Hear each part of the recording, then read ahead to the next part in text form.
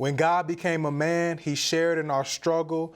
He cried our tears. He was tempted with our temptations, and he still came out with the victory.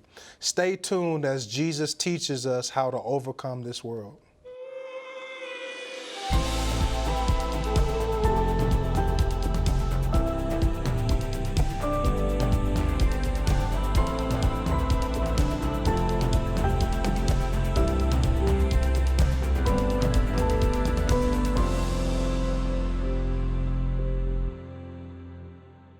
Praise the Lord. My name is Ricky Burge, and I want to welcome you to another edition of Charis Daily. And today it's my privilege and my honor to share with you about the journey of Jesus and how he overcame this world. And so before we get started, I'd like to share that we have a promotion for this free booklet called The Heart of Man by Andrew Womack. And this booklet is going to take you through how God takes the heart of stone out of a man and replaces it with the heart of flesh, and how God makes us new creations. God is not trying to modify our behavior. He's trying to restore us back to sonship. And so he breathes his spirit into us and he makes us new creations. And now we share and partake in his divine nature. And from glory to glory, he makes us more and more just like him.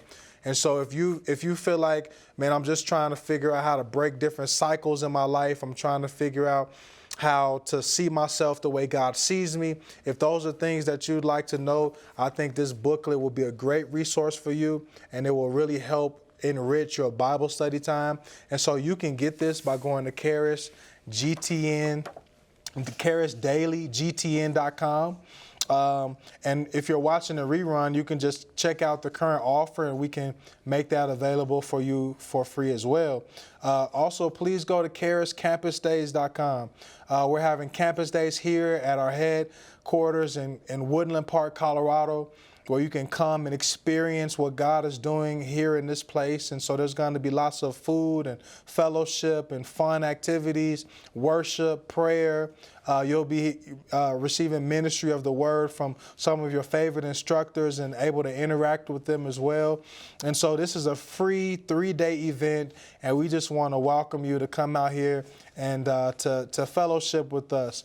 And finally, please call us for prayer at 719-635-1111. We would love for you to call us, and if we could agree with you in prayer, and if we could stand with you in prayer, we'd love to do that. We have prayer ministers that see people get breakthroughs, and they see people have received miracles all the time. And so we'd love to be able to be a blessing in your life as well. All right. And so today we're going to talk about how Jesus overcame the world. In John chapter 16, verse 33, this is Jesus talking to his disciples, and he says, "These things I have spoken to you, that in me you may have peace. In the world you will have tribulation, but be of good cheer. I have overcome the world."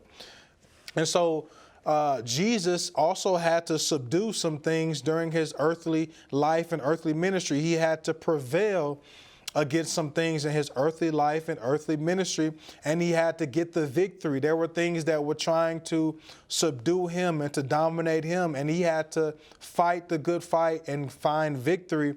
And so I want to look at some of the things that Jesus himself had to overcome and how he did overcome these things. How did he get the victory? And so first of all, in Luke chapter 2, verse 52, it says that Jesus increased in wisdom and he increased in stature and in favor with God and man. And so what this basically means is that Jesus grew up just like everyone else. The only advantage that he had was that he was born without sin. You know, he was born of a virgin, and so he wasn't born with the seed of man.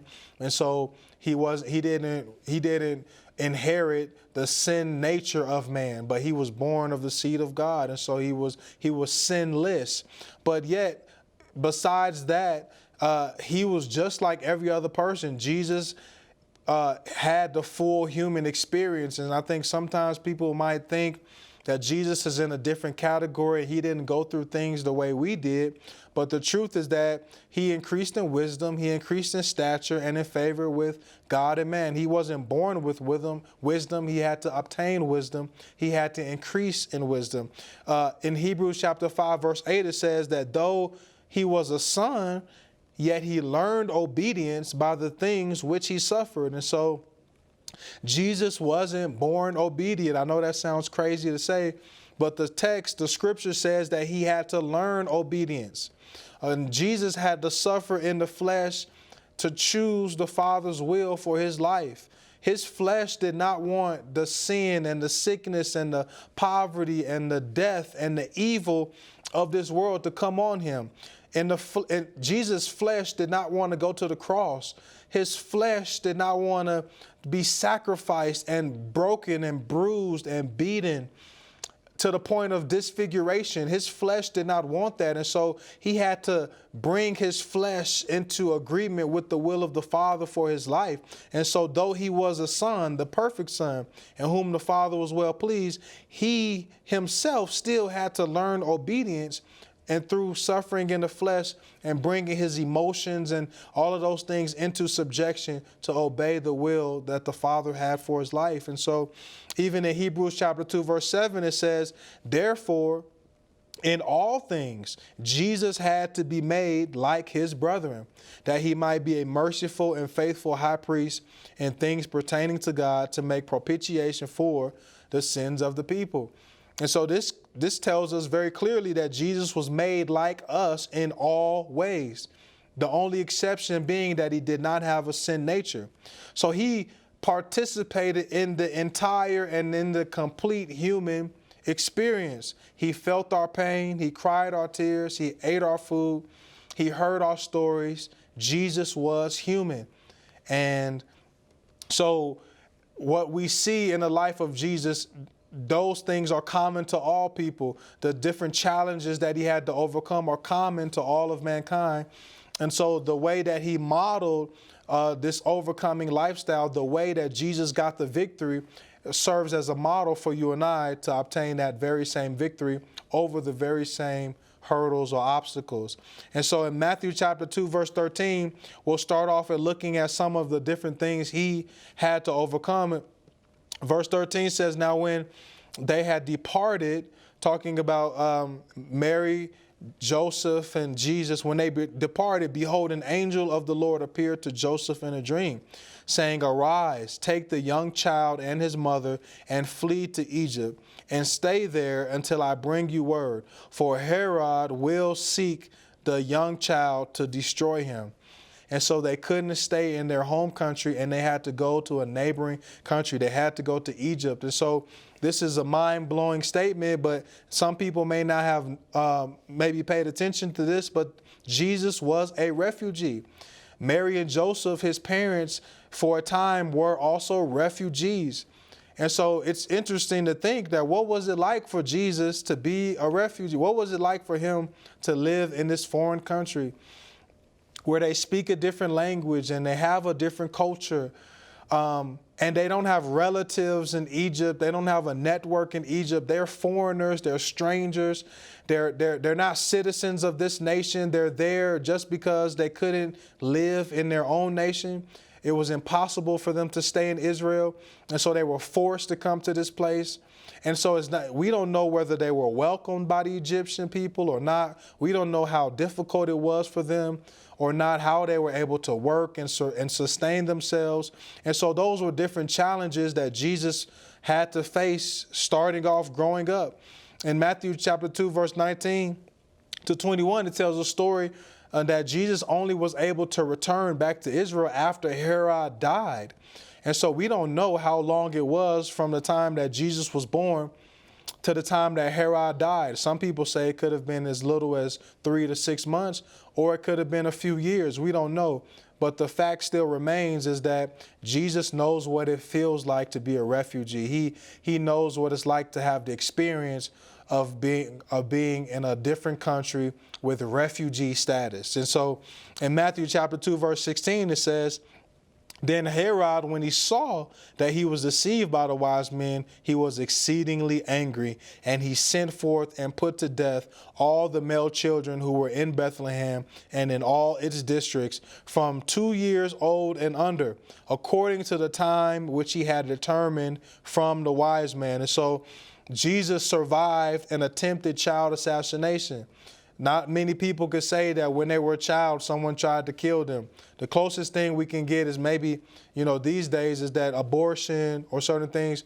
But there are certain countries where there's civil war and there's different things happening and children are being harmed. I think about the Rwandan genocide in 1994. I've been to Kigali, I've been to the Genocide Museum, and there are certain exhibits in that museum that show how children, little babies, were thrown up against the wall and killed. They were just thrown like rag dolls and killed because of the hatred that certain tribes had for the other tribe. And so what's incredible is that Jesus knows what it's like for someone to attempt to assassinate him just as a child, just for being born. He hasn't sinned against anyone. He hasn't done anything. But one of the most powerful people in his world, the Roman governor of Israel, wanted to kill him because he felt that he was a threat to his throne. And so Jesus grew up in unstable political times, and he grew up as a member of a subjugated people. Israel was not able to govern and self-rule. They were conquered and colonized by the Roman Empire. And so the Israelites, the Jewish people, were a subjugated people. They were under the dominion of the Roman Empire. And so Jesus knows what it's like to be a part of a ostracized group of people, a oppressed group of people. Jesus can identify with that. And what's interesting is that the devil, not just here, but even with Moses, and how Pharaoh said, these guys, the children of Israel, are multiplying too much. Unless they become more than us and overtake us, we need to start killing all of the male children. And so Jesus experienced a similar thing that Moses did. And so the devil seeks to destroy us when we're young and defenseless, because he knows that once we get strong and once we begin to know who we are, that it's more difficult for him to deal with us. And so even when it comes to our dreams or our passions or the things that God has put in our hearts, the things that are important to us, the enemy tries to kill them while those things are still in infant stage, because he knows it's kind of like a car. When a car is not moving, or when it's just being pushed, it's not very difficult to stop it. But when you push a car downhill and it begins to pick up speed and pick up momentum, you can't stop that car. You just have to get out of the way. And that's what the enemy understands about us. He'll do anything to keep us from building momentum in our life, from moving forward till we get to a place to where we're like that car heading down the hill and he can't stop us. He just has to get out of our way. And Luke chapter 2, continuing the story of Jesus in verse 22, it says, "Now when the days of her purification according to the law of Moses were completed, they brought him to Jerusalem to present him to the Lord, as it is written in the law of the Lord, every male who opens the womb shall be called holy to the Lord, and to offer a sacrifice according to what is said in the law of the Lord, a pair of turtle doves or 2 young pigeons." Now, if we compare this scripture to the law of the Lord that Luke is actually referring to where he's quoting from is Leviticus chapter 12, verse 8, which says, "And if she is not able to bring a lamb, then she may bring 2 turtle doves or 2 young pigeons, one as a burnt offering and the other as a sin offering.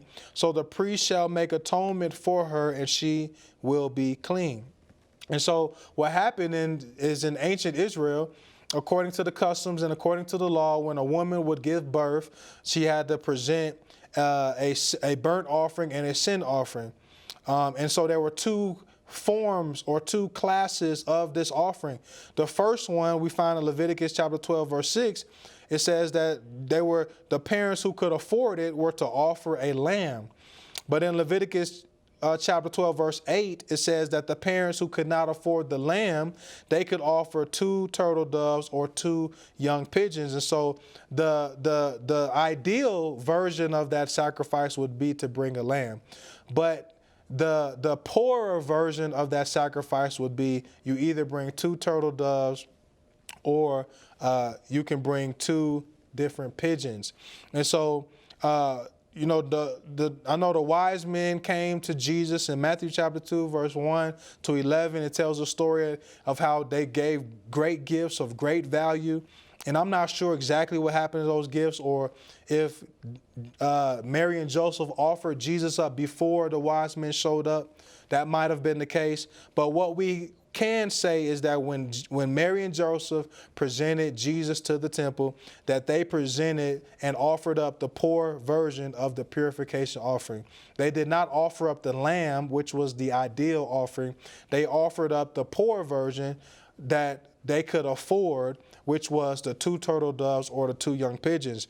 And so even later, Jesus, Matthew 13, Mark 6 tells us that Jesus later learned the family trade and actually became a carpenter and earned a living. And so he was a part of a blue-collar, working-class family. He didn't grow up in a palace. Jesus was not raised in luxury. Jesus was raised by normal, everyday, hard-working parents, normal Israelites, hard-working class people. And so Jesus did not grow up with a silver spoon in his mouth. He knew what it was like to work with his hands. He knew what it was like to get up every day and earn your living. And so this is something that Jesus can acknowledge about the human experience. This is something where Jesus can relate to us. He knows what it's like not to grow up in luxury or in a palace. And so, in fact, John chapter 1, verse 46 gives us a little more insight into how Jesus grew up. When Nathanael sees Jesus, he comes to him and he says, "Can anything good come out of Nazareth?" Nazareth is the place that Jesus' parents brought him to when they came out of Egypt. They settled in Nazareth. And when Nathanael hears that, okay, the Messiah, you're telling me that this guy's the Messiah, where is he from? He's from Nazareth. You know, Nathanael says it's hard to believe that anything good can come out of Nazareth. And Nathanael almost dismissed Jesus because of where he had come from. He just can't believe that the Messiah is going to come out of Nazareth. And so apparently this wasn't the best place to grow up. Nazareth didn't have the best reputation. It wasn't a prestigious town. It wasn't a prestigious city. It wasn't Jerusalem, the capital of Israel. It was someplace in northern Israel, obscure. And regardless of that, Jesus did not become a statistic, right? He didn't become another thing that wasn't good that came out of Nazareth. He was good. He was the very best that humanity could ever receive came out of Nazareth. So Jesus was not a product of his environment. He didn't just become a statistic and fall to whatever his environment normally produced. He was actually the opposite of what his environment normally produced. And so we could say it this way, that the most significant person who ever lived grew up in one of the most insignificant places on earth. And so this is proof that we don't have to be products of our environment. It doesn't matter where we come from. It doesn't matter how we grew up or where we grew up. We don't have to be a statistic. We don't have to be the same story that everyone else has from the community that we come from. We can be different. We can choose to be different. And when we look at the Lord's genealogy taken from Matthew chapter 1, verse 1 to 16, we actually see that Jesus comes from a line of dysfunctional people. That genealogy begins with Judah. We see Judah there, and Judah in Genesis 38 tells us that he slept with prostitutes. In fact, he thought he was sleeping with a prostitute when in reality he was sleeping with his daughter-in-law. She was trying to raise up an offspring for her deceased husband. And so this is just a weird situation, right? Then we have Rahab, who was a former prostitute. Joshua chapter 2, verse 1, Joshua chapter 6, verse 17 calls Rahab the prostitute. Then we have Ruth, who's Ruth in chapter 1, verse 22. She's a Gentile out of covenant. She's a Moabite. She's not even a part of the covenant people of Israel. We got Bathsheba in that genealogy, who's the wife of Uriah, she committed adultery with David. She knew that her husband, was killed by David, and she was pregnant by him while being married to her husband in 1 Samuel chapter 11. So we have this terrible story. We've got David who participated in the murder of Uriah and the adultery with Bathsheba. We've got Solomon, who turned his heart away from God to idols. And so we've got this genealogy here that's not flawless. It's not pure. It's not perfect. Jesus didn't come from a line of just greatness. He came from a line of dysfunction. He came from a line of average people. No one, he can't look at his genealogy and say, I come from this line of kings and these lines of people. No, he's got people in his history and in his genealogy that some are prostitutes, some sleep with prostitutes, some are not even Israelites, they're Gentiles. Some committed adultery, some committed murder. Some turned their heart away from God and turned to idols. They just stopped worshiping the true and living God and started worshiping idols. But in all of that, Jesus did not allow his family history to define him. He knew by experience that you could overcome what people call generational curses. You could be different from your family. Someone said, well, my grandfather was an alcoholic and my father was an alcoholic, and so that's why I struggle with alcohol. Well, Jesus knew that you don't have to take on the patterns from the people in your family. You don't have to take on those iniquities, that lawlessness that tries to work its way through the different generations of a family. Jesus broke all of those curses. He shattered the mold, and he didn't participate in any of the things that his ancestors did, the people that are part of his genealogy did. And not only that, but Jesus knew that God could use him to redeem the family line and the family name. And so there's a whole new genealogy now. It's kind of restarted. The family tree has been kind of redeemed through the life of Jesus. And that now through Jesus, there's this light shining through in this family tree instead of the darkness that formerly was there. So the heart of man, this booklet here, will teach you about all of those different things, that you do not have to be a product of your environment. You do not have to be a statistic. You do not have to be who your parents were, who your grandparents were. Your last name does not have to define you. You are more than who you are according to the flesh, but that when you get born again, you are spirit of God's very own spirit.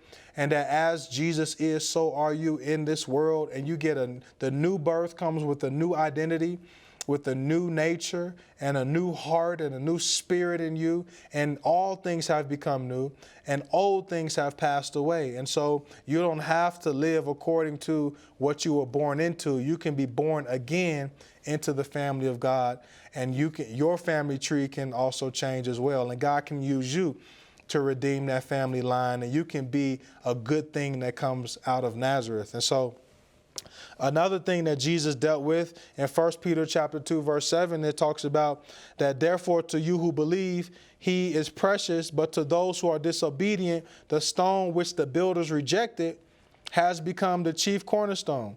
In John chapter 1, verse 10 to 11, it says that Jesus was in the world and the world was made through him, and the world did not know him. He came to his own, and his own did not receive him. And in John chapter 7, verse 5, which may have, has the potential maybe to cause the most pain, is in John chapter 7, verse 5, it says, for even his brothers did not believe in him. And so Jesus had to overcome the unbelief of his own brothers. He had to overcome the rejection of his own people, the rejection of the religious leaders of his day. And I'm sure that his brothers probably heard stories from Mary and Joseph about how the angel appeared to them and how Jesus is not a normal child, how he's their half brother because God is his actual father, not Joseph. But they still refused to believe in him. But Jesus could not let that dissuade him from who he was called to be and what he was called to do.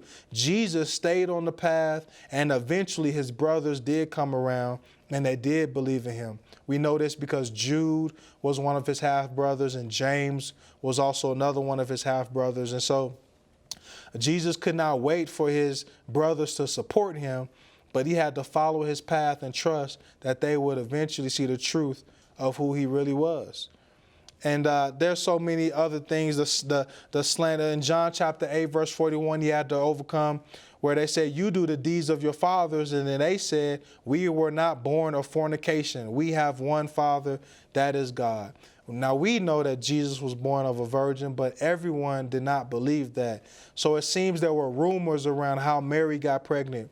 And I'm sure that Jesus was probably aware of these rumors and about how people gossiped about his family. So this is another thing that Jesus had to overcome, these ideas that surrounded his birth.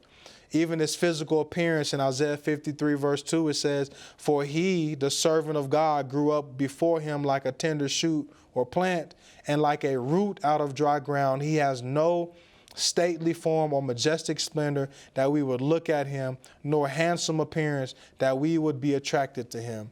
He chose the body that he had because he could use it as a sacrifice.